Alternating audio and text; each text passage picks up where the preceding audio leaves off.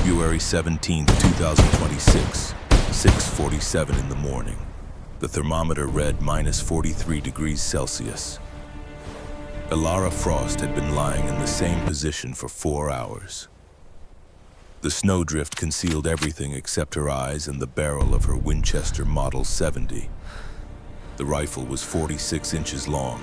It weighed 9.6 pounds. Chambered in .308 caliber, 5-round internal magazine, iron sights only. No scope, no magnification, nothing that could fog in the cold or glint in the dawn light.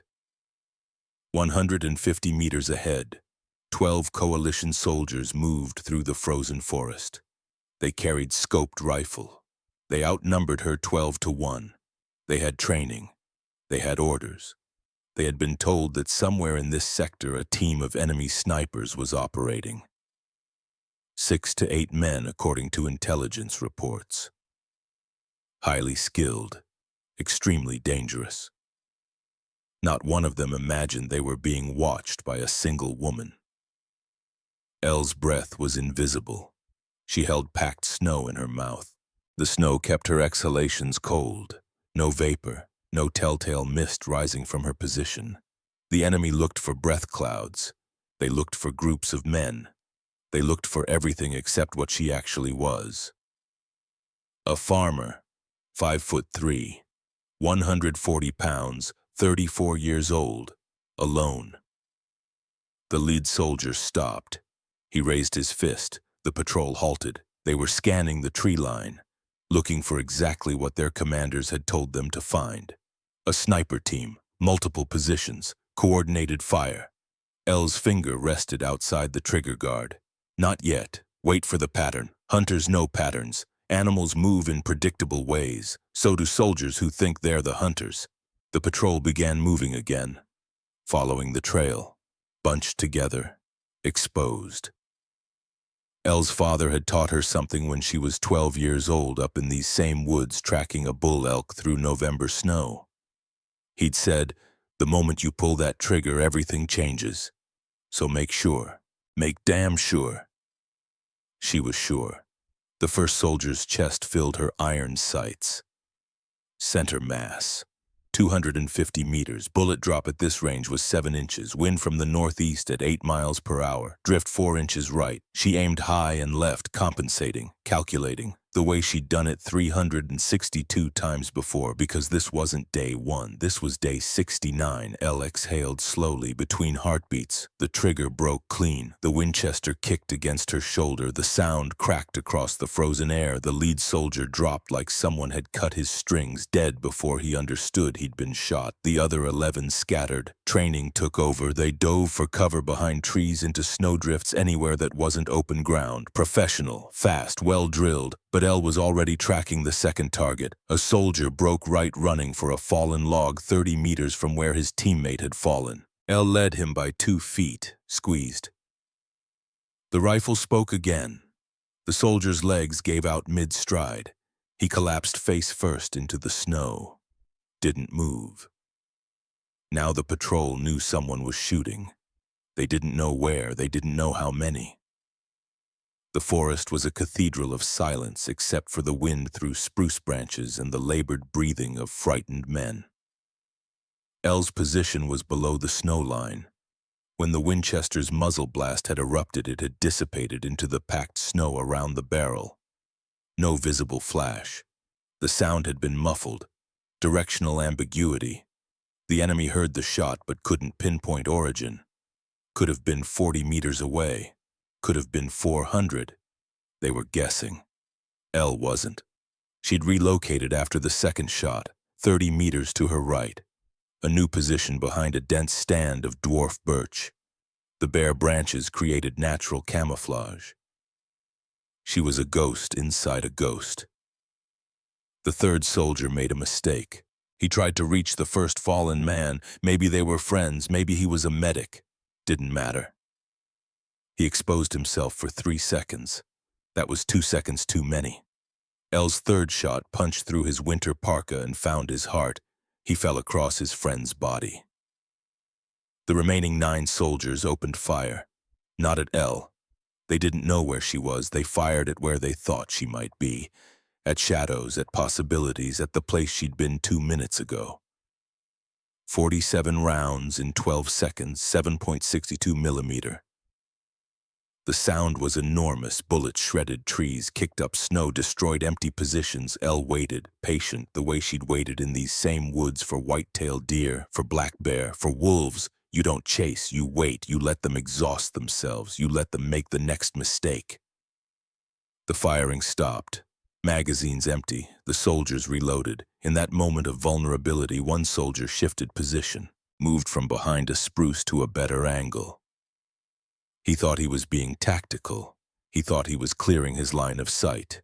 He was wrong. Elle's fourth shot took him in the upper chest. He went down without a sound. 8 left. They were panicking now. She could read it in their movements. Jerky, rushed. The patrol leader was trying to establish fire discipline, trying to get his men organized. But you can't organize against an enemy you can't see. Elle had already moved again. 50 meters forward this time, closing the distance. Not what they expected. Conventional sniper doctrine says withdraw after contact, create distance, survive. Elle didn't follow conventional doctrine. She'd learned that from Captain Blackwood. God rest him.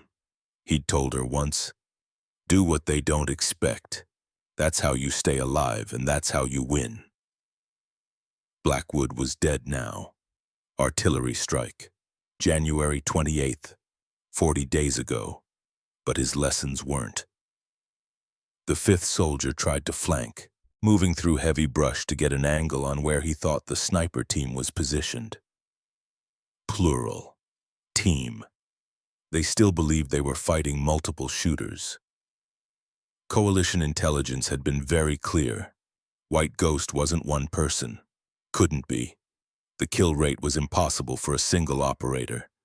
The soldier was 23 years old. Elle would find that out later when they recovered his identification. His name was Victor. He had a wife named Mila and a daughter named Sophia. There was a letter in his pocket he'd never finish writing. Elle's iron sights found him through the brush. She could see his outline, the distinctive silhouette of his helmet, the way his rifle barrel protruded ahead of his body position.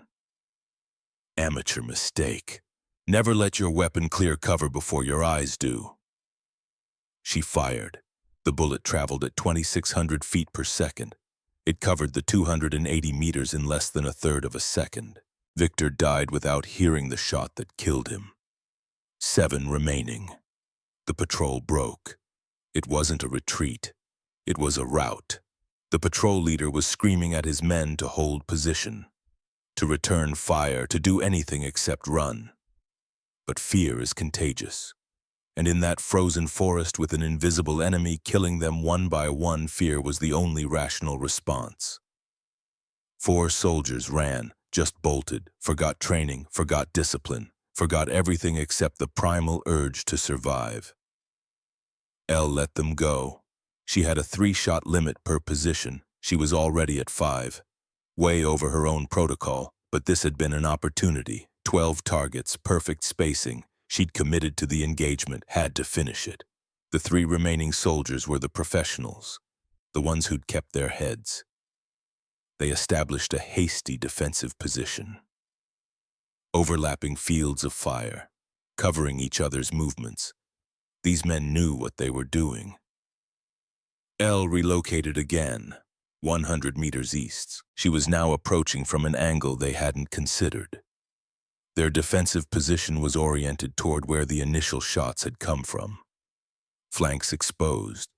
The 6th soldier was scanning in the wrong direction. Elle took him from behind. The round entered between his shoulder blades, severed his spine. He died instantly. The last 2 soldiers realized in that moment that they weren't fighting a sniper team from a fixed position. They were being hunted, methodically, ruthlessly, by something they couldn't see and couldn't predict. One soldier stood up, hands raised, trying to surrender. Elle lowered her rifle. She didn't shoot surrendering combatants. That was a line she wouldn't cross. War had rules. She followed them. The other soldier grabbed his friend, pulled him down, started dragging him backward. Retreat under contact, standard procedure. Elle watched them through her iron sights. 200 meters, then 250, then 300. She let them go. 2 survivors out of 12. They'd report back. They'd tell their commanders what happened, and their commanders wouldn't believe them, because what they'd describe would sound impossible. Elle waited 30 minutes, completely still, making sure no secondary patrol was inbound, no backup, no response force. The forest remained silent except for the wind. She emerged from her position, moved to her rifle, checked the chamber. 4 rounds expended, 1 remaining in the magazine. She reloaded from her bandolier. Muscle memory, practiced 10,000 times. Then she moved to the fallen soldiers. This was verification. Captain Blackwood had taught her this too before he died. He'd said, "We confirm our kills, not for glory, not for recognition, but for the record, so command knows the threat we're eliminating. So they understand what you're doing out here." 11 coalition soldiers, all dead, all single gunshot wounds, all precise, all center mass or headshots. No wasted ammunition, no excessive force, just mechanical, clinical, efficient. Elle didn't feel triumph. She felt tired and cold and sad, because these men had names, families, lives before the war. They'd been drafted, sent to Alaska, told to fight for resources and territory they didn't understand and probably didn't care about. They died in a frozen forest 3,000 miles from home. She found the letter in Victor's pocket, half written. The ink was frozen but still legible. "Dear Mila, I don't know if this letter will reach you. I was drafted. I don't believe in this war. I miss you and Sophia. If I don't come home, tell our daughter I loved her." Elle folded the letter carefully, put it in her own pocket. After the war, if she survived, she'd find Mila. She'd mail the letter. It was the least she could do. She marked the location on her tactical map, grid coordinates, time of engagement, number of enemy casualties, weather conditions, all the data command needed. Then she began the trek back to friendly lines. The journey was 2 kilometers through deep snow. Elle moved carefully. No trails, no predictable routes. Random walk pattern, counter-tracking protocol. Just because she'd eliminated one patrol didn't mean others weren't in the area. She reached the Alaskan defensive line at 8:15 a.m., 93 minutes after the engagement. The sentries recognized her. Everyone on this section of the line knew Elle Frost. Some respected her, some feared her, some resented her, but everyone knew what she could do. The duty officer logged her return. Elle submitted her after-action report. 11 confirmed kills, 2 enemy escaped, no friendly casualties. The officer looked at the numbers and shook his head. 11, he said. "Jesus Christ, Frost." Elle didn't respond. She just turned and walked toward the command bunker. She needed to report to Major Webb, the new CO, the man who thought Captain Blackwood had been inflating her kill count, the man who didn't believe a woman could do what she did. Webb was going to believe it now. But as Elle walked through the frozen morning past soldiers preparing for their own patrols, past machine gun nests and mortar pits and all the machinery of war, she thought about something her father had told her 22 years ago. They'd been hunting elk. She was 12. She'd just made her first kill. A clean shot through the lungs at 300 meters. Her father had field-dressed the animal, shown her how, explained the anatomy, made sure she understood what she'd done, and then he'd said, "Taking a life is easy, Elle. The rifle does the work, but carrying that weight afterward, that's the hard part. That's what separates hunters from killers. Hunters respect what they take, killers don't. Never forget that." Elle hadn't forgotten. She respected every life she took, remembered every face, kept every count. Because the day she stopped caring was the day she became something she didn't want to be. But this morning, February 17th, she'd killed 11 more men. which brought her total to 362 confirmed kills in 69 days of war. And the enemy still didn't know who she was. They called her the White Ghost, Bailey Prizrak in their language. They thought she was a team, 6 to 8 operators. Coalition intelligence had been very specific in their reports. They'd analyzed the kill patterns, the locations, the intervals. They'd concluded that no single sniper could achieve this rate of elimination. They were wrong, but their mistake was L's advantage, because they were looking for a team of men. They were scanning at the wrong height, the wrong profile, the wrong behavior pattern. They'd built a model of their enemy in their heads, and L didn't fit that model. So she was invisible, not because she was particularly good at camouflage, though she was. Not because she was especially quiet, though she was, but because they couldn't conceive of what she actually was. A 5'3" farmer with a rifle and a patience learned from 2 decades of hunting these same woods. The command bunker was carved into a hillside, reinforced with timber and sandbags, heated by a diesel generator that coughed black smoke into the morning air. L descended the wooden steps, knocked twice on the door, entered without waiting for permission. Major Webb was studying topographic maps.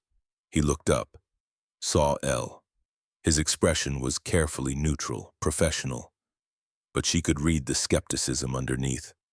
"Frost," he said. "Report. 11 enemy casualties. Grid reference Charlie 7904. Engagement time 0647 to 0701 hours, 14 minutes. 2 enemy combatants escaped. 0 friendly losses." Webb's pen stopped moving. He looked at her. Really looked. 11, he said. "In 14 minutes. Yes, sir." "All confirmed. All confirmed. I can take you to the site for verification if you'd like." Webb set down his pen, leaned back in his chair. He was 52 years old. Career Army, 3 combat deployments to Afghanistan and Iraq. A man who'd seen enough of war to know bullshit when he heard it. But he'd also seen enough war to know when something was real. "Captain Blackwood vouched for you," Webb said. "His reports indicated exceptional performance. I thought he might be influenced by personal feelings." "Blackwood verified every kill," Elle said. Her voice was flat, factual. "He was a professional. He didn't inflate numbers for anyone. But he's dead now." "Yes, sir, he is. Which means I can't verify your claims through him." "No, sir. You'll have to verify them yourself, or don't. I'm not doing this for recognition. I'm doing it because it's my job." Webb studied her for a long moment. Then he stood, pulled on his parka. "Show me," he said. They reached the engagement site at 10:30 a.m. Webb brought a squad for security, 8 soldiers. They spread out, established a perimeter, professional, cautious. The 11 bodies were exactly where Elle had left them. Frozen now. The cold preserved them, made them look almost peaceful, like they were sleeping. Webb examined each one, checked wounds, noted positions, mapped the tactical situation. He was thorough. Elle gave him credit for that. He wasn't taking her word. He was doing his own assessment. After 40 minutes, Webb stood, looked at Elle. "This is extraordinary," he said. "The precision, the shot placement, the tactical movement. You engaged from at least 3 different positions, maybe 4. 4, Elle confirmed. "Against a 12-man patrol." "Yes, sir." "Alone." "Yes, sir." Webb shook his head, not in disbelief, in something like awe. "I owe you an apology," he said, "and I owe Captain Blackwood's memory the same. I doubted the reports. I thought the numbers were impossible." "They are impossible," Elle said, "for most people. But I grew up in these woods. I've been hunting here since I was 12. I know every trail, every clearing, every good position, and the enemy doesn't. They're following maps. I'm following instinct." It's more than that, Webb said. This is skill, pure refined lethal skill. Elle didn't respond. What was there to say? She was good at this. She didn't enjoy being good at it, but she was. And in a war, skill kept you alive. Skill kept your friends alive. Skill won battles. They returned to the command bunker. Webb updated the casualty reports, verified Elle's count, 362 confirmed kills in 69 days, the highest rate of any sniper in recorded history. But Elle Frost didn't care about records. She cared about going home. She cared about her family's farm. She cared about surviving this war so she could return to the life she'd had before. A quiet life. A simple life. Growing potatoes and hay. Raising cattle. Hunting elk in the fall. Going to church on Sundays. Reading by the fire in winter. That's all she wanted. But war doesn't care what you want. Because this morning's engagement was just Tuesday. Just another day. Just another patrol eliminated. And tomorrow there would be more. The coalition had committed 1 million soldiers to this invasion. The Alaskan Defense Force numbered 300,000. The odds were brutal. The mathematics didn't favor survival. But Elle had one advantage the coalition couldn't account for. She was underestimated, systematically, completely. They couldn't imagine her. Their intelligence analysts had looked at the kill data and concluded team of male snipers. That assumption was built into every counter-tactic they deployed, every response, every strategy. They were fighting a ghost that didn't exist, while Elle, the real threat, moved through their blind spot, and that mistake was costing them dozens of casualties every week. But Elle didn't think about it in those terms. She thought about it the way her father had taught her to think about hunting. One shot, one target, one opportunity. Don't overthink. Don't overextend. Just execute. Clean, precise, respectful. That evening, in the relative warmth of the enlisted barracks, Elle sat on her bunk and cleaned her rifle. The same ritual she'd performed every night since December 10th, the day she'd made her first kill. The Winchester Model 70 was 40 years old. It had belonged to her father. He'd bought it used in 1985, maintained it meticulously, shot it in competitions, taught Elle to shoot with it when she was 14. When he died in 2020, he'd left it to her. Along with the farm, along with 2 decades of lessons about patience and precision and respect.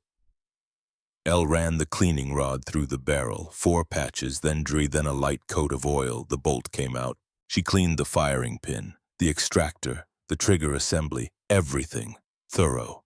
The way her father had taught her. A rifle is a tool, he'd said. You maintain your tools, you respect your tools, because when you need them, they need to work. No excuses, no failures. The Winchester had never failed her. 4 months ago, when the coalition had invaded, Elle had been on her farm, alone.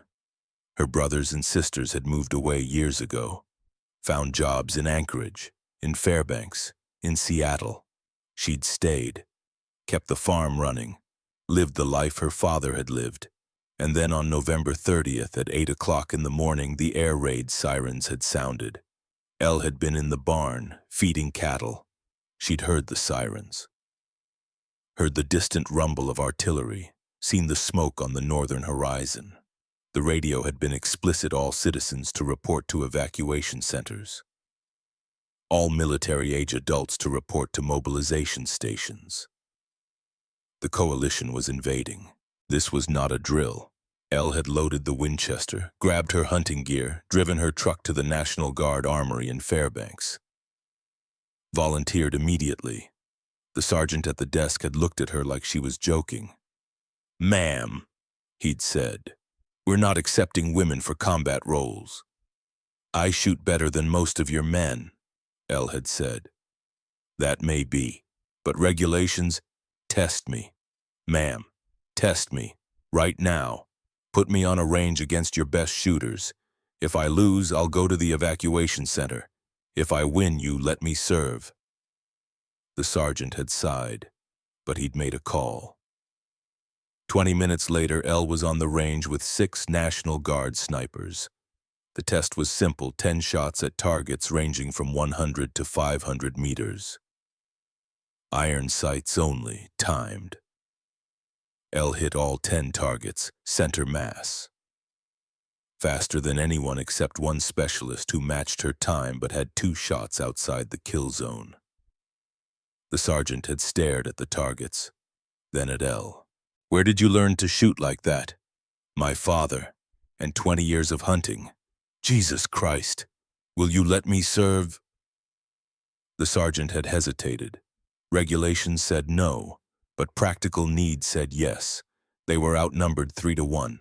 They needed every capable shooter they could find. "Let me call the captain," he'd said. The captain had been Nathaniel Blackwood. Blackwood had arrived at the range 30 minutes later. Watched Elle shoot another 10 rounds, all hits, all center mass, all inside 90 seconds. He'd walked down to where she was lying prone, looked at her, looked at the Winchester, looked at the targets. "What's your name?" he'd asked. "Elara Frost. People call me Elle." "You grow up around here?" 50 kilometers south. Family farm." "You hunt?" "Since I was 12. "Big game. Elk, bear, wolves, whatever needs hunting." Blackwood had nodded, thought for a moment, then, "Regulations say you can't serve in a combat role, but regulations were written during peacetime. We're not in peacetime anymore. If you're willing to fight, I'm willing to bend regulations." "Can you do what needs doing?" "What needs doing?" Elle had asked. "Killing, not hunting. Killing. Men, human beings, with families and lives. Can you do that?" Elle had thought about her answer. Really thought. Because Blackwood deserved honesty, and she deserved to know herself. "If they're invading my home," she'd said, "if they're threatening my people, then yes, I can do that." "It'll change you," Blackwood had said. "Forever." "I know. You'll see things, do things that you can't unsee or undo." "I know. And you still want to serve?" "Yes, sir." Blackwood had extended his hand. They'd shaken. "Welcome to Company C, 6th Battalion. You're now a designated marksman. You'll have full operational autonomy. Pick your positions. Pick your targets. I'll verify your kills. I'll protect you from the brass who'll want to pull you out. But you need to deliver results. Can you do that?" "Yes, sir." "Then get your gear. We deploy to the Tanana River sector tomorrow at dawn." That had been December 5th, 4 days after the war started, 65 days ago. Since then, Elle had killed 362 enemy soldiers, and the coalition still didn't know she existed. Now sitting on her bunk cleaning her rifle, Elle thought about tomorrow. About the next patrol, the next engagement, the next 11 or 12 or 15 enemy soldiers who'd walk into her sights. The mathematics were relentless. If she maintained this rate, she'd kill over 2,000 coalition soldiers in a year. An impossible number, but the numbers didn't lie. The question was, would she survive long enough to reach those numbers? The coalition was adapting, slowly, but adapting. They'd deployed counter-sniper teams, increased artillery bombardment, changed patrol patterns, sent hunter teams specifically tasked with finding White Ghost. All had failed. But eventually statistics would catch up. Eventually she'd make a mistake, or they'd get lucky, or both. Captain Blackwood had understood that. Before he died, he'd told her, "You're doing something extraordinary, but don't get cocky. The moment you think you're invincible is the moment you die. Stay humble, stay cautious, stay alive." Elle had taken that advice seriously. She was humble, she was cautious, and so far she'd stayed alive. But tomorrow was another day, another roll of the dice, another moment where everything could change. L finished cleaning the Winchester, reassembled it, loaded 5 rounds, chambered 1, set the safety, placed the rifle beside her bunk. Tomorrow at 04:30 she'd wake, dress, eat, load her gear, move out to her next position, and wait for the enemy to come, for the next patrol to walk into her sights, for the war to continue. Because by December 22nd, L would have 87 confirmed kills. By January 1st, 143. By February 1st, 219. And by now, by February 17th, the enemy had started calling her the White Ghost. They'd written reports, analyzed patterns, deployed resources, but they still believed she was a team of men. That mistake would cost them everything. Because they were looking for wolves. They were hunting pack predators, coordinated, visible, predictable.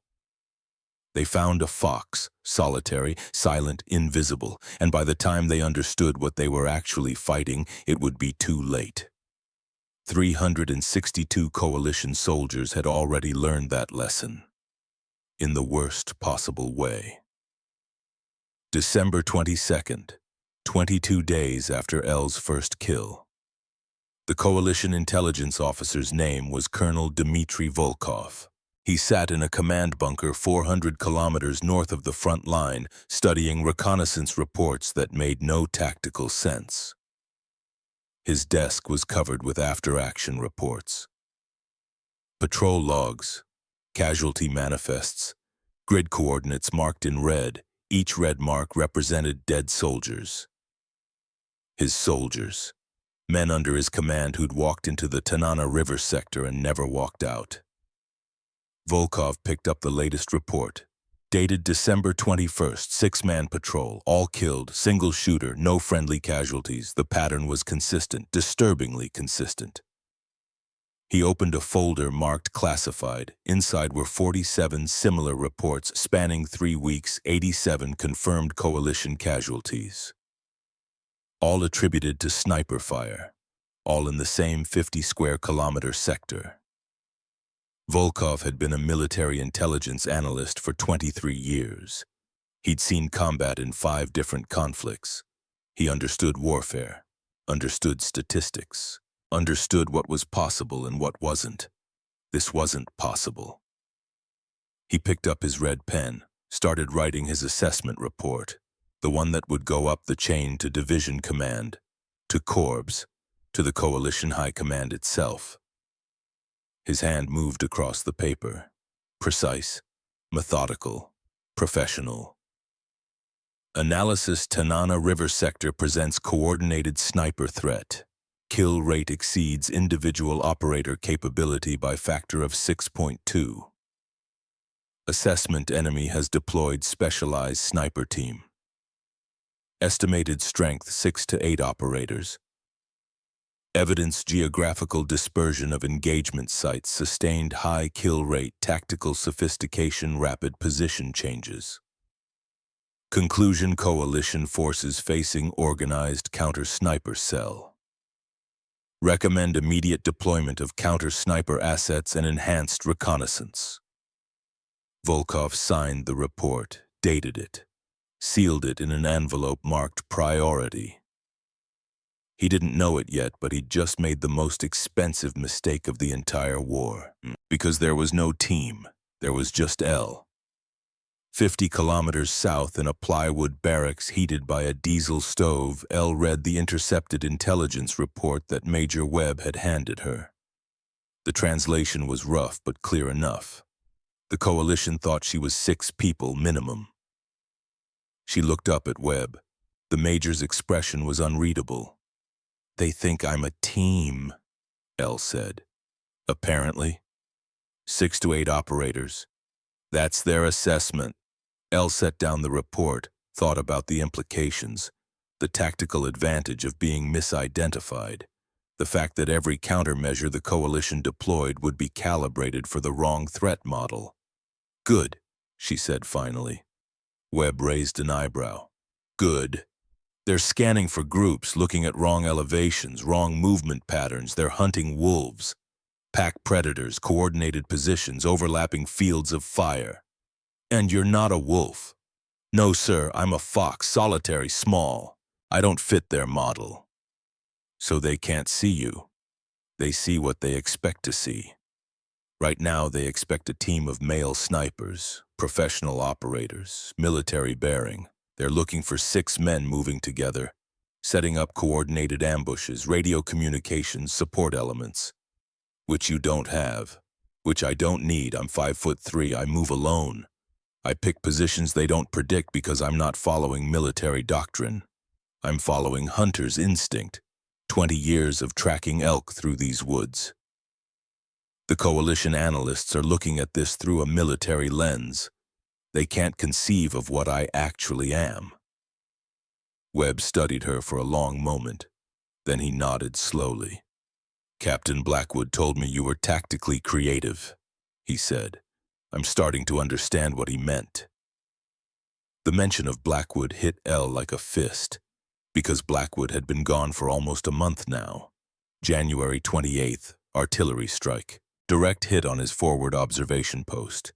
She'd been 3 kilometers away when it happened. Had heard the impact over the radio net, the sudden cutoff of communication, the frantic calls for medevac, and then the grim report Viper 6 is KIA. Elle had returned to base that evening, found Blackwood's personal effects waiting for collection. His rifle, his gear, his notebook. She'd opened the notebook. Shouldn't have. It was personal. But she'd needed to know what he'd thought, what he'd written about her, whether he'd really believed in her or if she'd just been a useful tool. The last entry was dated January 27th, the day before he died. Frost continues to exceed all expectations. 187 confirmed kills as of today.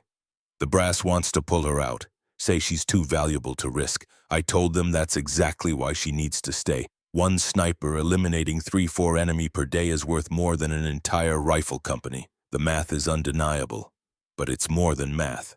Frost represents something important, proof that skill transcends all the arbitrary barriers we've constructed. Gender, size, background. None of it matters when the shooting starts. What matters is, can you do the job? And Elle Frost can do the job better than anyone I've ever seen. Elle had closed the notebook, sat there in the empty barracks, and cried, not dramatically, not loudly, just silent tears running down her face in the dim light of a single bare bulb. Blackwood had been the only one who'd seen her as a soldier first. Not a woman in a man's role, not an anomaly, not a political statement, just a soldier, a damn good one, and now he was gone. The funeral had been brief, military, perfunctory. 20 soldiers standing in the snow while a chaplain read verses from a book that promised peace to the dead. They'd fired a 3-volley salute, folded the flag, presented it to Blackwood's sister who'd made the journey from Juneau. Elle had stood in the back, said nothing. But after everyone left, she'd stayed, stood at the grave marker, fresh-turned earth already freezing in the December cold. You were right, she'd said to the frozen ground, about everything. It did change me. I see their faces, every one. I remember every shot, every kill. It's not glory, it's not heroism, it's just necessary, and I'll keep doing it, because someone has to, because if I don't, they advance, they take Fairbanks, they win. So I'll keep going, for you, for Alaska, for all of it. The wind had been her only answer, but it had been enough. Now 5 weeks later, Major Webb was looking at her with something approaching respect. But respect wasn't the same as trust. Webb was professional, competent. But he hadn't known Elle before the war, hadn't vouched for her when everyone said no, hadn't protected her from the brass who wanted to use her as propaganda or pull her from the field entirely. Webb was just managing an asset. Blackwood had been a mentor. There was a difference. The coalition is deploying counter-sniper teams, Webb said. Intelligence indicates at least 4 teams assigned specifically to this sector. They're hunting White Ghost. Let them hunt. Frost, these are trained operators, scoped rifles, spotter-shooter pairs. They know what they're doing. So do I. I'm not questioning your ability. I'm saying the threat level has increased. Threat level increases every day I'm out there, sir. That's the nature of the work. They adapt. I adapt. The question is, who adapts faster? Webb looked like he wanted to argue, but he didn't, because the numbers spoke for themselves. 87 confirmed kills in 3 weeks, 0 friendly casualties in her sector. Whatever Elle was doing, it was working. Just be careful, Webb said finally. Always am, sir. But careful didn't account for what happened on January 15th. Elle was in position at 0547, 280 meters from a coalition supply route. She'd been watching the route for 3 days, logged the patterns, noted the timing. Twice daily at 0600 and 1600 hours, a supply convoy moved through. Trucks, fuel, ammunition, personnel, not her target. Too visible, too many witnesses. She was hunting the patrol that swept the route 30 minutes before each convoy. 4-man team. Predictable. Professional. Dead. Except on January 15th, the patrol didn't come. At 0550, Elle heard engines, not trucks. Artillery tractors towing 122mm howitzers, 6 of them. They rolled to a stop 400 meters from Elle's position. Crews dismounted, started setting up firing positions. Elle's instincts screamed warning. Artillery doesn't just set up randomly. Artillery has targets, coordinates, fire missions. She watched through binoculars, saw the crews consulting maps, plotting firing solutions, adjusting elevation. They were preparing a bombardment. But of what? The answer clicked into place like a rifle bolt. Of her sector. They were going to saturate the area where White Ghost operated. If they couldn't find the sniper team, they'd destroy the forest. Remove cover, eliminate positions, force the snipers to relocate or die. It was tactically sound. It was also predictable. Elle was already moving. She didn't pack gear, didn't police her position, just low-crawled backward 50 meters, then stood, ran, full sprint through the forest, south, away from the impact zone. Behind her, the first salvo launched. The sound was apocalyptic, 6 guns firing in sequence. 1, 2, 3, 4, 5, 6. The shells screamed overhead, high explosive. 122mm. Each shell carried 11 pounds of TNT. They impacted exactly where Elle had been lying 4 minutes earlier. The forest exploded, trees shattered, snow vaporized into steam. The concussion wave hit Elle 800 meters away, knocked her to her knees, ears ringing, vision blurred, but she was alive. The bombardment continued for 30 minutes. 200 shells, the coalition was thorough. They obliterated a 500-meter section of forest, turned it into a moonscape. Nothing survived. No trees, no cover, no concealment, no sniper. Because the sniper had moved, had read the situation, had adapted. Elle watched from a ridge 800 meters south, watched her sector disappear under high explosive, watched the coalition waste resources on empty positions. And she smiled, cold, grim, satisfied.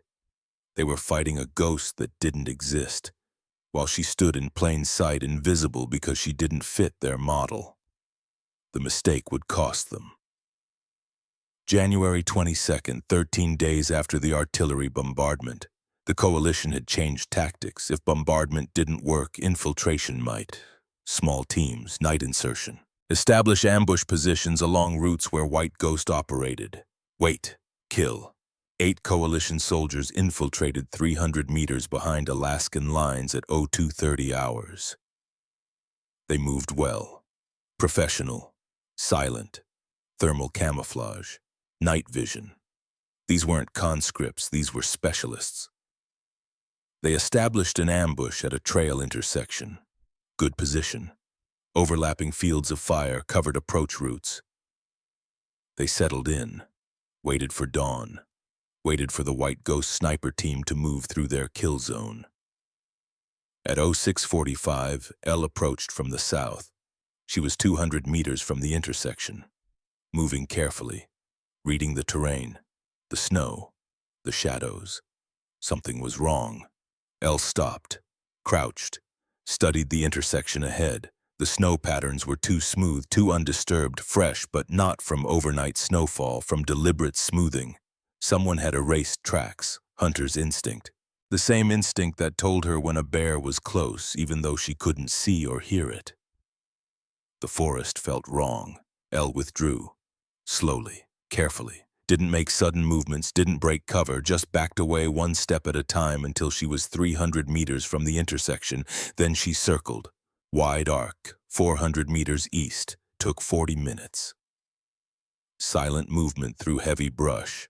She approached the intersection from a completely different angle. At 0730, she had a clear line of sight to the ambush position. 8 coalition soldiers, prone, concealed, weapons oriented toward the trail, waiting for targets that would never come. Elle settled into position, checked wind, range, 420 meters, extreme for iron sights, but doable.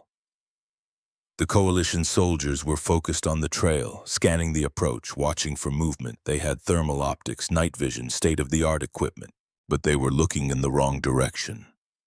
Elle's first shot took the team leader. Headshot. Clean. He collapsed without sound. The 7 remaining soldiers didn't immediately react. Suppressed weapons. They assumed their leader had shifted position. Couldn't see the wound. Didn't know he was dead. Elle's second shot killed the soldier to the leader's right. Center mass. The impact threw him sideways. Now the others knew something was wrong, but they didn't know where the threat was. Elle was behind them, 420 meters below their line of sight. They'd never considered the possibility that someone could flank their ambush. Third shot, fourth shot, fifth shot. 3 more soldiers down. The remaining 3 broke cover, started running, not retreat, panic, pure survival instinct overriding training. Elle let 2 escape. Shot the third. He dropped mid-stride. 7 dead, 2 survivors. The survivors would report, would tell their commanders, would describe the impossible. How their ambush had been ambushed. How a sniper had flanked them from a position they'd never considered. How their entire tactical plan had been dismantled in 90 seconds. The reports would be filed, analyzed. And the coalition intelligence officers would shake their heads. Because what the survivors described didn't match their model, didn't align with their understanding of the threat. They'd conclude the survivors were mistaken, traumatized, unreliable witnesses. And Elle would remain invisible. February 1st, 10 days after the ambush reversal, Elle had killed 219 coalition soldiers. Verified, confirmed, undeniable. The number was staggering, unprecedented, impossible, but real. The coalition deployed their most experienced counter-sniper team. 2 men, spotter and shooter. The shooter had 43 confirmed kills in previous conflicts. The spotter had trained with elite Russian units. They were professionals. Elite. The best the coalition had. Their mission was simple: find White Ghost, kill White Ghost, end the threat. They established an overwatch position on a ridge overlooking the primary engagement zone. 400 meters of excellent sight lines, thermal optics, ballistic computer, every advantage technology could provide. At 0815, the spotter spotted movement. 350 meters, low to the ground, single figure, moving alone. Contact, the spotter whispered. 1 target, solo operator, female. The shooter adjusted his scope, acquired the target, saw a woman, small, moving through snow with practiced ease, carrying a rifle. That's not White Ghost, the shooter said. Intel says multiple operators. This is 1 woman.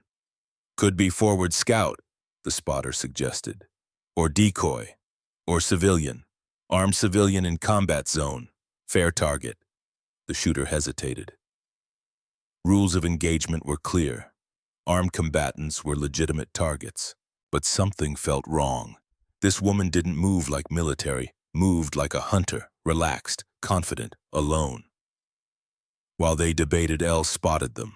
400 meters, ridgeline, two figures, the morning sun was behind them. It reflected off their scope. Just a glint, barely visible, but Elle had learned to watch for glints. She dropped prone, immediate. No thought, pure reaction. The coalition spotter saw the movement. She spotted us. Impossible. We're 400 meters out, concealed position. She's going prone, taking position. Elle's iron sights found them. Two targets, 400 meters, uphill shot, wind from the east at 12 miles per hour. She'd have to aim high and left, compensate for both bullet drop and wind drift. The coalition shooter was acquiring her through his scope. 3.5 times magnification. He could see her clearly, see her rifle, see her settling into position. 5-second standoff, both snipers aiming at each other, both calculating, both waiting for the perfect moment. The coalition shooter had superior equipment, better optics, better range finding, better ballistic data. But Elle had something he didn't. Speed through simplicity. No magnification meant no complexity. Her sight picture was instant. His required alignment through glass, adjustment for parallax, compensation for scope cant, 3 seconds of procedure. She had 2 seconds of instinct. Elle fired first. The bullet traveled at 2,600 feet per second, covered 400 meters in 0.52 seconds, struck the coalition spotter in the upper chest, penetrated his thermal camouflage, his body armor, his sternum, his heart. He died instantly. The shooter saw his partner collapse, jerked his rifle toward Elle's position. But Elle had already relocated, 10 meters left behind a fallen log. He was aiming at where she'd been, not where she was. The shooter panicked, fired 3 rapid shots, all missed. Impacted snow, trees, ground. Elle waited, patient. The shooter would have to expose himself to reposition, to find her new location, to acquire a target he couldn't see. 30 seconds passed. The shooter didn't move, didn't fire. He was pinned. One partner dead. Enemy sniper somewhere in front of him. Superior position. He was outmatched. He ran, abandoned his position, abandoned his dead partner. Just grabbed his rifle and ran. Elle watched him go. Didn't shoot. He'd learned the lesson. She'd made her point. The coalition's best counter-sniper team had lasted 6 minutes against her. That evening back at base, Elle cleaned her rifle. The same ritual, the same meditation, barrel, bolt, trigger assembly, everything, thorough, respectful. Major Webb entered the barracks, sat on the bunk across from her. 219, he said. Elle didn't look up, just kept cleaning. The coalition is calling an emergency meeting, command level. They're trying to figure out what they're fighting. Let them figure. Intelligence intercepted another report. Colonel Volkov. He's recommending they pull back from this sector entirely. Says the casualties aren't sustainable. Good. Frost. Webb's voice was serious. You understand what you're doing, right? You're not just killing soldiers. You're breaking their will, creating fear, destroying morale. That's strategic impact. That's not just tactical elimination. Elle set down the cleaning rod, looked at Webb. I understand, sir. Every soldier I kill is one less shooting at our people. Every patrol I eliminate is one less probing our lines. Every day they waste trying to find me is one day they're not advancing. I understand the strategic value. And the cost. 219 men with families, lives, futures. I understand that too. Webb nodded slowly, stood, started to leave, then turned back. Captain Blackwood left something for you. I was supposed to give it to you if anything happened to him. I've been waiting for the right moment. I think this is it. He handed Elle a sealed envelope, Blackwood's handwriting on the front. For Elle Frost. Open if I don't make it. Webb left. Elle sat alone, held the envelope, didn't open it immediately, just held it, feeling the weight, the finality. Eventually she opened it. Inside was a single sheet of paper. Blackwood's last message. Elle, if you're reading this, I'm dead. Don't mourn. I made my choices. I'm at peace with them. What I need you to understand is this: what you're doing matters. Not just for Alaska, not just for this war, but for everyone who comes after. You're proving something important. That capability isn't determined by gender or size or background. It's determined by skill and will and discipline. You have all three. So keep going. Keep fighting. Don't let anyone tell you you can't. Don't let anyone diminish what you've accomplished. You're the best I've ever seen, and I've seen a lot. Stay alive. Win this war. Then go home and live a good life. You've earned it. Blackwood. Elle folded the letter, put it in her pocket, next to Victor's unfinished letter to Mila. 2 letters. 2 dead men. One she'd killed, one who'd believed in her. War was full of contradictions like that. February 22nd, 21 days after the counter-sniper duel. The coalition changed tactics again. No more hunting, no more counter-snipers, no more infiltration. They decided on a simpler approach. Destroy everything. At 0600 hours, coalition artillery began sustained bombardment of the entire Tanana River sector. Not targeted strikes. Saturation. Every gun they had, every shell in their inventory, 4 hours per day, 500 shells per day, for 12 days straight. The objective was total destruction. Remove the forest, eliminate all cover, make sniping impossible, force White Ghost to relocate or die. Elle adapted. Again. She moved daily, never stayed in the same position twice, dug shallow fighting positions at night, abandoned them at dawn, operated only during morning and evening twilight, low light, poor visibility. When the artillery wasn't firing, her exposure time dropped from 4 hours to 90 minutes. Her shots per position dropped from 3 to 2. Her range decreased from 300 meters to 200, but she kept killing. Because the coalition still sent patrols, still needed to secure their bombardment sites, still had to maintain supply routes. And those patrols walked into Elle's sights. She killed 73 more soldiers during the 12-day bombardment. On March 3rd, Elle found another body. Coalition soldier, dead from artillery, friendly fire. His own side had killed him in the saturation bombardment. She found his identification. Private Anton Kuznetsov, age 24. She found a letter in his pocket, half-written, addressed to someone named Irina. Elle read it. Dear Irina, I don't know if this letter will reach you. I was drafted 6 months ago, sent to Alaska. I don't believe in this war. I don't understand why we're here. They tell us we're liberating territory, reclaiming what's rightfully ours. But I don't see liberation. I see frozen forest and dead friends and a war that makes no sense. I miss you. I miss Katya. Our daughter must be 4 years old now. I've missed her birthday, missed Christmas, missed everything. If I don't come home, tell her I loved her, tell her I tried, tell her I'm sorry. Anton. Elle folded the letter, put it in her pocket with Blackwood's letter and Victor's letter. 3 pieces of paper, 3 dead men, all writing to people they'd never see again. She thought about Irina, about Katya, about a 4-year-old girl who'd grow up without a father, about a woman who'd received notification that her husband was dead, killed in action. No details, no explanation. No, Elle could provide those details. After the war, if she survived, she'd find Irina. She'd send the letter. She'd tell her that Anton died in Alaska, that he didn't suffer, that he thought of his family at the end. It was a small thing, a gesture, but it mattered. Because Anton hadn't been an enemy. He'd been a man, caught in something bigger than himself, forced to fight for reasons he didn't understand or believe in. Just like Elle. The only difference was Elle had chosen. Anton had been drafted.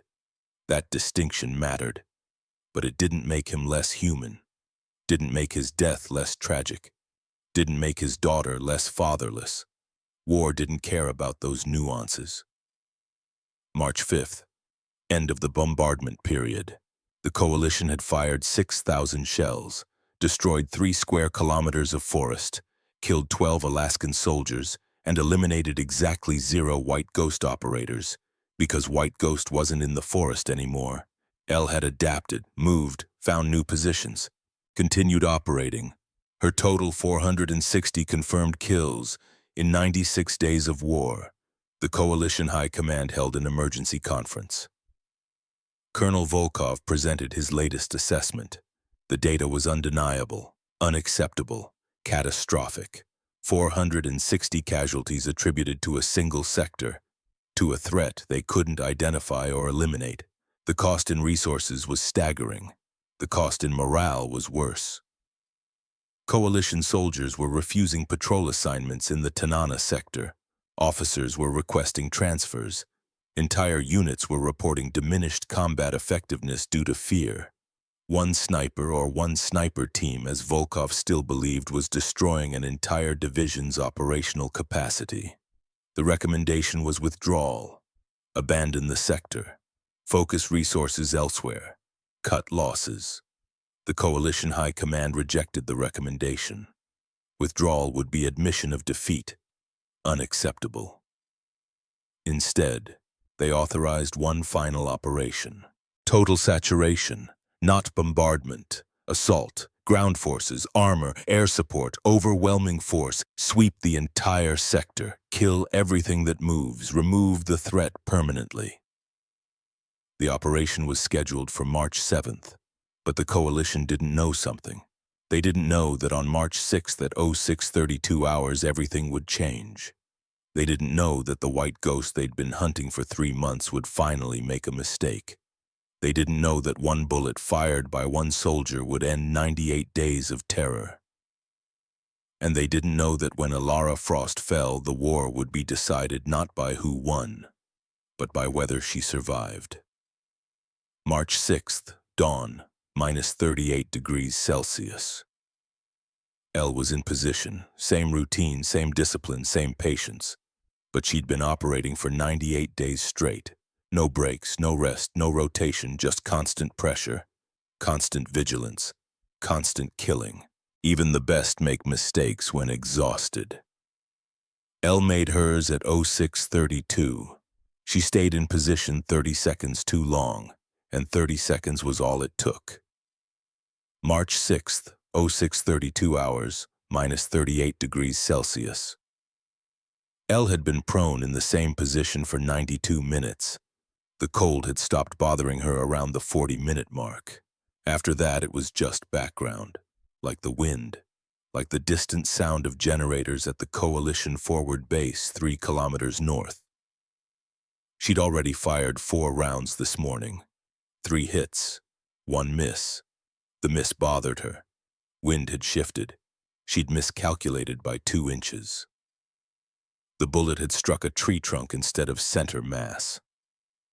Amateur mistake. But the soldier had been moving. Sometimes movement saves you.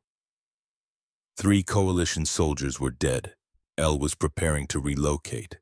Standard protocol. Never more than 4 shots from one position. The coalition had learned. They were tracking muzzle reports, plotting firing solutions. If she stayed too long, artillery would find her. She should have moved at 06:30. But at 06:31, a 6-man patrol appeared. Coalition hunter-killer team.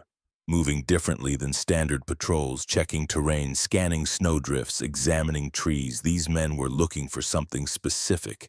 They were looking for her. Elle watched them approach. 320 meters, extreme range for iron sights. But she'd made shots at 350. It was doable. The question was whether she should engage or withdraw. The tactical answer was withdraw. She'd already fired 4 times. She was over her shot limit. Her position was compromised. The smart move was melt into the forest, live to fight another day. But these men were hunter-killers. If she let them pass, they'd find her next position. They'd track her. And eventually, they'd get lucky. Better to eliminate the threat now. Elle settled her breathing, checked wind. 12 miles per hour from the left, At 320, that meant 9 inches of drift. Bullet drop would be 22 inches. She'd have to aim high and right, way high, way right, almost to the point where instinct said she'd miss, but math didn't lie. Physics didn't negotiate. She aimed, found the lead soldier in her iron sights, exhaled slowly. The Winchester kicked. The soldier dropped, clean hit, through the chest, dead before he registered pain. The remaining 5 soldiers reacted instantly. Not panic, not confusion, training. They took cover, established defensive positions, and returned fire, disciplined fire, controlled, aimed. They'd seen something. Muzzle flash, snow disturbance, something that gave away L's position. 40 rounds in 15 seconds, 7.62 millimeter. The sound was a continuous roar. Bullets impacted within 2 feet of L's position. One round struck 6 inches from her head, threw snow in her face. Another hit the log she was using for cover. Wood splinters exploded. Elle couldn't move. The fire was too accurate. If she broke cover, they'd hit her. If she stayed, the fire would eventually find her. She was pinned. This had never happened before. In 98 days, she'd never been pinned. Never been unable to relocate. Never been caught in a position where the enemy had the advantage. The firing paused, magazines being changed. 3 seconds of silence. Elle started to move, started to low-crawl backwards, started her tactical retreat. At 06:33, one of the coalition soldiers fired. The bullet was traveling at 2,800 feet per second. It covered 320 meters in 0.38 seconds. Elle never heard the shot that hit her. The 7.62 millimeter round struck her left cheek. The impact was catastrophic. The bullet entered just below her left eye socket, punched through her left mandible. The bone shattered.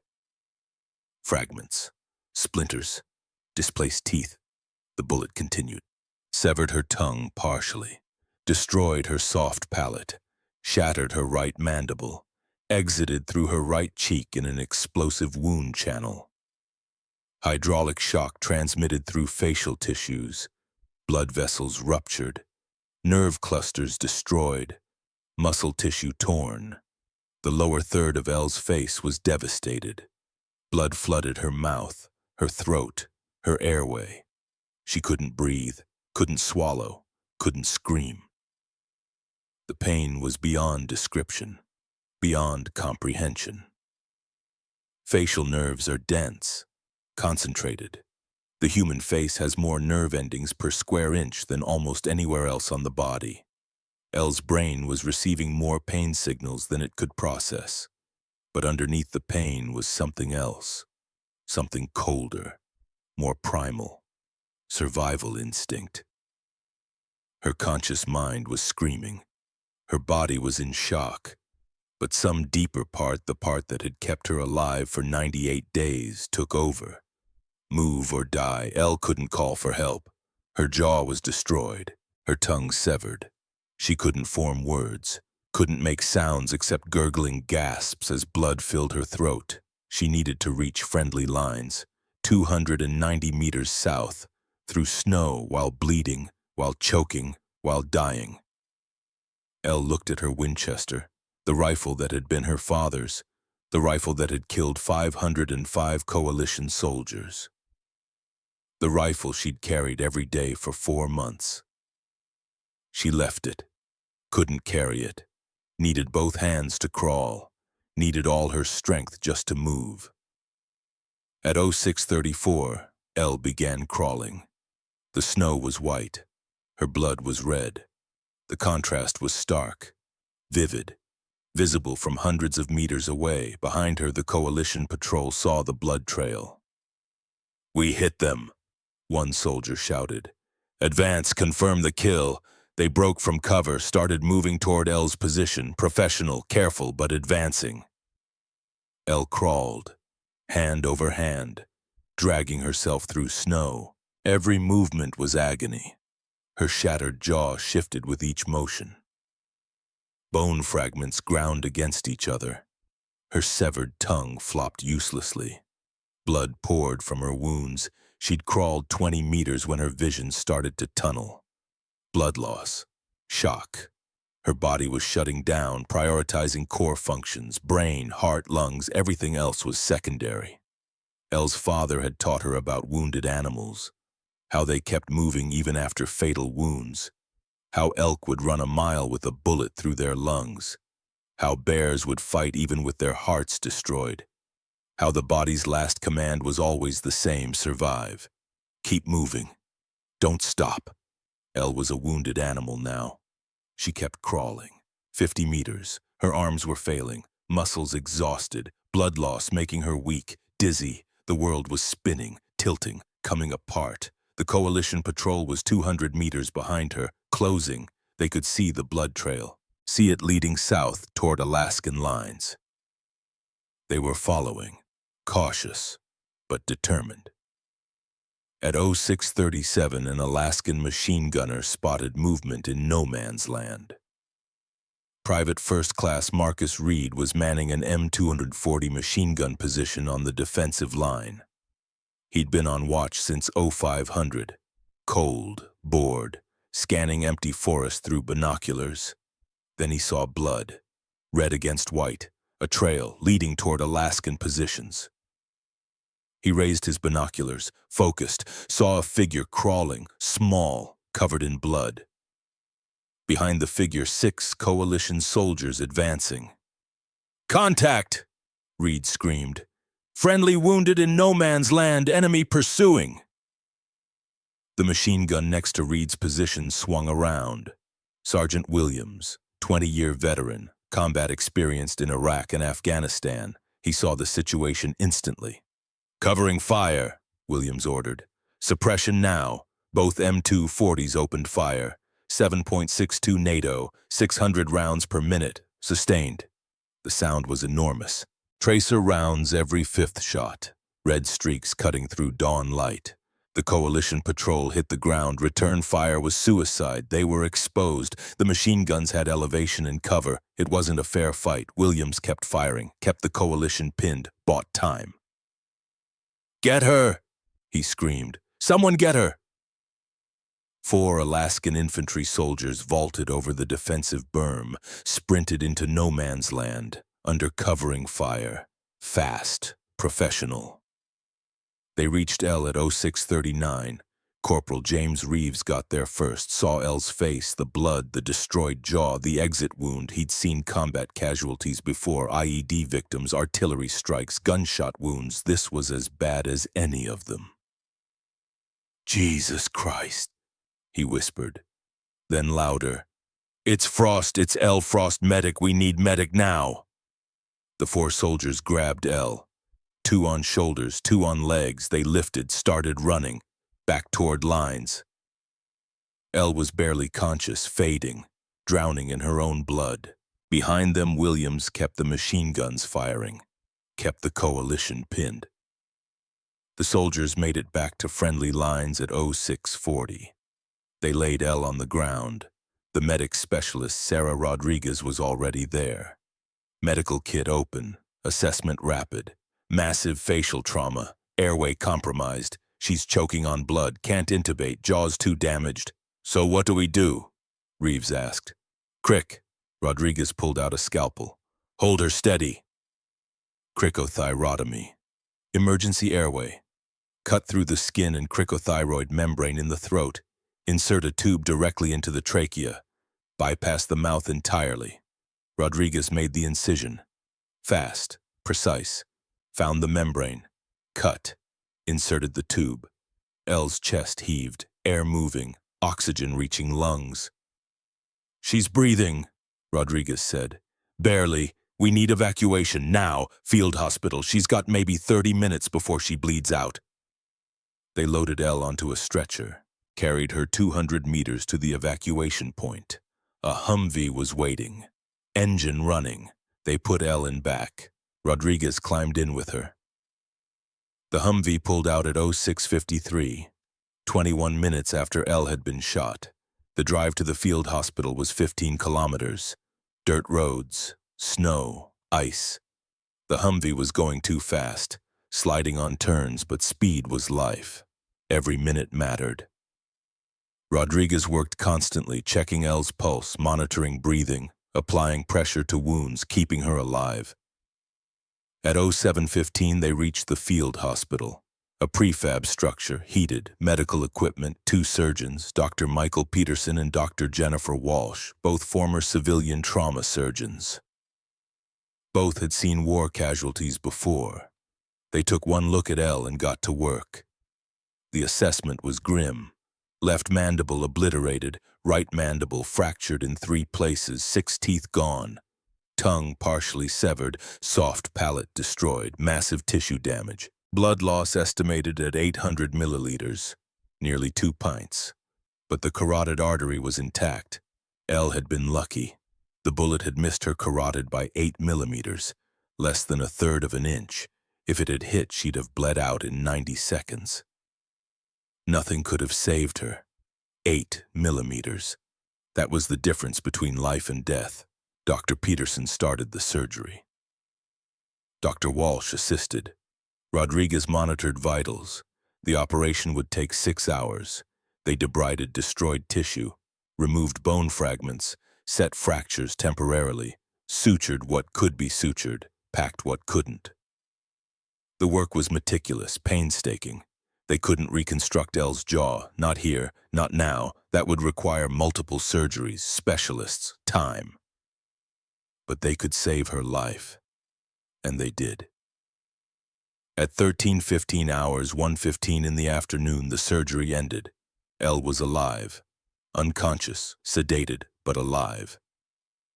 They moved her to recovery, monitored her constantly. She drifted in and out of consciousness, drugged, confused, in pain despite the morphine. On March 7th, Elle woke briefly, tried to speak. Couldn't. Her jaw was wired shut, bandaged, immobilized. A nurse was there, young, kind. She saw Elle's eyes open. "You're safe," the nurse said. "You're at the field hospital. You were shot. You're going to be okay." Elle tried to ask something. Couldn't form words. The nurse understood. "The war is still going. We're holding the line. You did your part. Now rest." Elle closed her eyes, slept. On March 13th, 7 days after Elle was shot, something happened that no one expected. The coalition in Alaska signed a peace treaty, the Anchorage Accord, negotiated in secret for weeks, finalized on March 13th. The war was over. Alaska ceded 11% of its territory, the disputed Arctic border regions, oil fields, mineral deposits. The land Elle's family farm occupied was now coalition territory. The Frost family farm was gone, lost, surrendered. But Alaska remained independent. The coalition withdrew. The invasion ended. The casualty count was staggering. Alaska 70,000 casualties, 25,900 dead. The coalition 321,000 casualties, 126,875 dead. Exchange ratio 5-1. Alaska had lost. But inflicted catastrophic damage.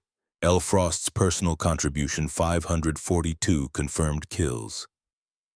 505 with her Winchester. 37 close combat with her M4 carbine. In 98 days.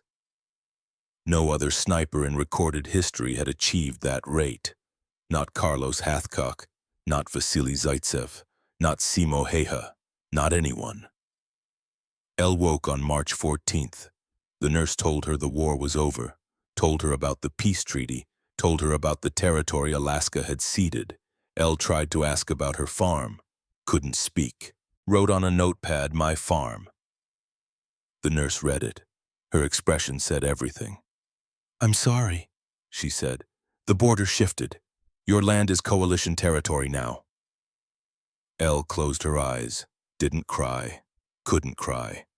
Her face was too damaged, but inside something broke.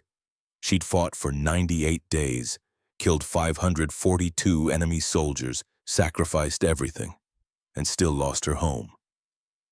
The mathematics of war didn't care about individual sacrifice, didn't care about effort or courage or skill. The mathematics only cared about objectives achieved or surrendered. Elle's family was evacuated, relocated to Anchorage. The Alaska government provided compensation. 50 acres near Wasilla. Not the same. Could never be the same. But something. Elle remained in the hospital until July. 4 months. 3 more surgeries. Bone grafts from her hip to rebuild her jaw. Tissue reconstruction, dental implants. The surgeons did incredible work, but Elle's face would never look the same. Her left cheek was collapsed, sunken, scar tissue visible. Her jaw was misaligned, shifted 4 millimeters to the left. She could speak, but with difficulty. S sounds came out wrong. F sounds required concentration. Eating was slow, painful. Soft foods only for the first 6 months. She looked in a mirror once, in May, saw her reflection, didn't recognize herself. The woman staring back had dead eyes, scarred face, broken jaw, nothing like the farmer who'd volunteered in December. Elle didn't look in mirrors again. On July 17th, she was discharged, medically retired from service, promoted to second lieutenant, field promotion, recognition of her service. The Medal of Honor ceremony was scheduled for July 18th. Elle didn't want to attend, wanted to go home, be alone, process everything. Major Webb convinced her otherwise. "You earned this," he said. "Captain Blackwood would want you there.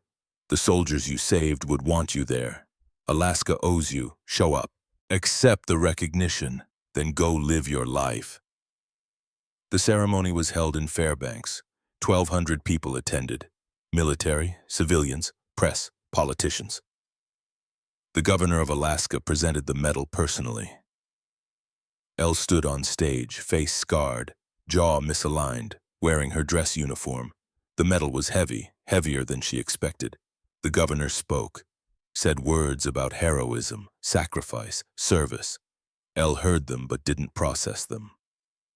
Her mind was elsewhere, thinking about Victor, about Anton, about 542 men who'd never go home. The governor asked her a question, the one everyone asked. "How did you do it? How did you become such an exceptional marksman?" Elle spoke slowly, carefully. Her speech impediment made some words difficult, but she got them out. "Practice, sir. 20 years hunting these woods, and they underestimated me. Thought I was 6 men, looked right past me. That was their mistake." The crowd applauded. Elle didn't feel like she deserved it. Felt like applause should go to Blackwood, to the soldiers who'd died holding lines, to the medics who'd saved her life. But she accepted it, because sometimes you accept things not for yourself, but for everyone watching, for the soldiers who needed to believe their sacrifice mattered, for the citizens who needed heroes. Elle could be that hero for them, even if she didn't feel like one. After the ceremony, the Army made her an offer. "We're establishing training programs, sniper schools. We want you to teach." Elle refused. "I'm done. I did my part. I'm going home." "To what? Your farm is gone. To 50 acres near Wasilla, to rebuilding, to living. You have knowledge, skills, experience that could save lives. Train the next generation. Teach them what you learned." No. But 6 months later, Elle changed her mind. Not because the Army kept asking, because a letter arrived from a young woman, Army private, 22 years old. Name was Jennifer Hale. The letter said, "I enlisted because of you. I wanted to serve, but they told me women can't be snipers. I showed them your record. They said you were an exception. One case, not proof of capability. I'm fighting to change that, to open sniper training to women. I could use your help, if you're willing. PFC Jennifer Hale." Elle read the letter 3 times, thought about it for a week, then wrote back, "I'll teach, not for the Army, for you, for every woman they told couldn't do it. Find 9 more women who want to learn. I'll train you. 1 class, then I'm done. L. Frost." Jennifer found 9 women, 10 total. First all-female sniper class in U.S. military history. Elle trained them for 6 months, taught them everything Blackwood had taught her, everything she'd learned in 98 days of war. Patience over technology, simplicity over complexity. Perfect fundamentals beat expensive equipment, adaptation to environment, reading terrain, understanding wind, controlling breath, most importantly being underestimated is a weapon. They'll doubt you, Elle told them, every day. They'll question your scores, your kills, your capability. Let them doubt. Use it. They'll look past you, scan over you, dismiss you. That's when you're most dangerous. The 10 women graduated in April 2028. All passed sniper qualification. All exceeded male averages in multiple categories. All deployed to combat zones in subsequent conflicts. Their average kill rate 2.3 per day, highest rate of any national sniper program globally. Elle had taught them well. Over the next 28 years, Elle trained 214 more women and 47 men who specifically requested her instruction because they wanted to learn from the best. The Frost method became doctrine, taught in American sniper schools, British SAS, Israeli Defense Forces, Russian Spetsnaz after the coalition dissolved in 2082. Every major military studied her techniques. The core principles never changed: patience, simplicity, fundamentals, adaptation, being underestimated as tactical advantage. Elle's Winchester Model 70 was recovered from the battlefield on March 7th. Bloodstains still visible on the stock, her blood. Dried, preserved, the rifle was assigned to another sniper for the final week of war. 15 more confirmed kills. After the war, the rifle was refurbished. Used at Alaska Sniper School for 40 years. Thousands of students fired it, learned on it, respected it. In 2085, the Army retired the Winchester, donated it to Alaska Military Museum in Anchorage. The display case held the rifle, Elle's Medal of Honor, her uniform, and a placard, Second Lieutenant Ilara L. Frost, 505 confirmed sniper kills, Alaska Border War 2025-2026. Winchester Model 70, .308 caliber, iron sights only. Deadliest female sniper in recorded history. The White Ghost. In 2081, at age 90, Elle agreed to one interview, Alaska Historical Society video recorded for posterity. The historian was young, 35, named David Morris. He'd studied the Alaska Border War extensively, written 3 books on it. He treated Elle with immense respect. "I have to ask," Morris said, "do you regret killing 542 men?" Elle was 90, face still scarred, jaw still misaligned, but her eyes were clear, sharp, present. "I regret war happened," she said slowly, speech still difficult after 63 years. "I regret they died, but I don't regret my actions. They invaded, threatened my home, my people. I stopped them. That was my duty." "Do you think about them, the men you killed? Every day, Victor, Anton, the others, they had names, families, lives. They didn't choose war. Politicians chose war. Soldiers fought war. I killed soldiers doing their duty. They'd have killed me doing theirs. That's war. No glory, no heroism. Just necessity. Do you feel like a hero? No. I was a soldier. Did my job. Heroes are people who died saving others. Captain Blackwood, the medics who saved me. I survived. That doesn't make me a hero, makes me lucky. What do you want people to remember?" Elle thought about that. Long silence. Then that skill has no gender. That being underestimated is a weapon. That 542 men died because their commanders couldn't imagine one woman could do what I did. Train your daughters, teach your sons to never underestimate anyone. That's the lesson. Last question. What was the hardest part? Coming home. Killing was easy. Rifle does the work. Living with it afterward, that's hard. Seeing their faces, knowing their names, carrying that weight. My father told me hunters respect what they take. Killers don't. I tried to stay a hunter, respect every life. But 542 lives, that's a heavy weight. I've carried it 63 years. I'll carry it until I die. April 1st, 2089. Elara Frost died peacefully in a veterans nursing home in Anchorage. She was 96 years old. 63 years after the bullet that should have killed her. She'd outlived the coalition, outlived the war, outlived everyone from her company except 3 soldiers. The funeral was attended by 300 people, veterans, politicians, former students, journalists. The governor sent condolences. Former president sent a letter. Elle was buried in Wasilla, next to her father's grave. His body had been reinterred after Alaska reclaimed the territory in 1968. Father and daughter, side by side, both farmers, both hunters, both soldiers in their own way. The headstone was simple. Elle had specified it in her will. Elara Frost, 1993-2089, soldier. That's all. No rank, no medals, no kill count, just soldier. Because that's what she'd been. A soldier. Nothing more. Nothing less.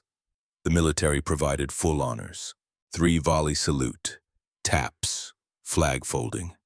The ceremony was dignified, respectful, brief. After everyone left, one woman remained. Jennifer Hale, now 65, retired colonel, Elle's first student. Hale stood at the grave, spoke to the frozen ground. You changed everything, for all of us. Every woman who serves as a sniper does so because you proved it was possible. You never wanted that legacy, never asked for it, but you have it anyway. Thank you. For teaching us, for believing in us, for showing us that capability matters more than what people expect. Rest well, you earned it. The wind was the only answer, but it was enough. That night in homes across America, former students and soldiers who'd known Elle raised glasses, toasted her memory, told stories about the 5'3" farmer who became the deadliest sniper in history, about the woman the enemy never saw coming, about Elle Frost, the white ghost, and in museum displays the Winchester Model 70 remained, silent, still, a tool that had done terrible work in terrible times, a reminder that war requires sacrifice, that victory costs, that heroes are made from ordinary people who do extraordinary things when necessary. February 17th, 2026, 0647. 12 coalition soldiers had walked into frozen forest that morning. They'd been looking for a team of male snipers, 6 to 8 operators, professional, coordinated, dangerous. They'd found one woman, 5'3", alone, underestimated. That assumption killed them, all 12, in 4 minutes. The coalition spent 3 months hunting ghosts that didn't exist, deploying counter-tactics against threats they'd imagined, while the real threat, the woman they couldn't conceive of, moved through their blind spot. 542 soldiers died because of that mistake, because their intelligence analysts looked at data and concluded impossible for one person.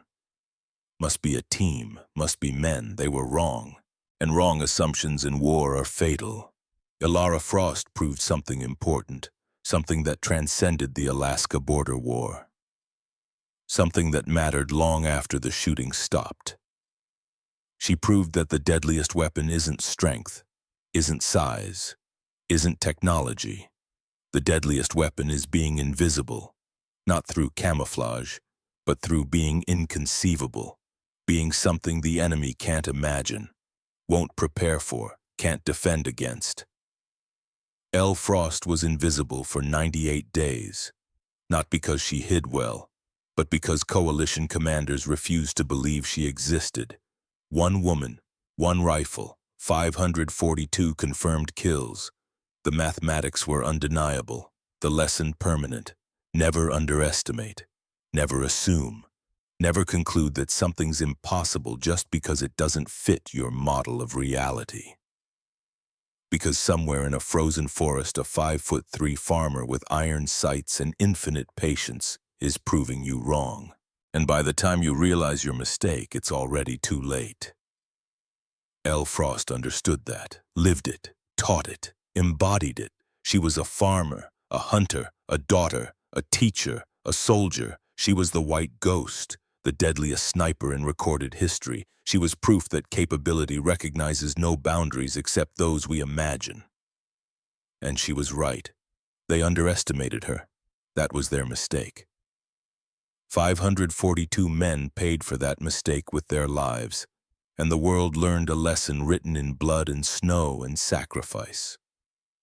A lesson that still echoes today, in sniper schools, in military doctrine, in the stories we tell about war and warriors. The lesson is simple: never count someone out because they don't match your expectations.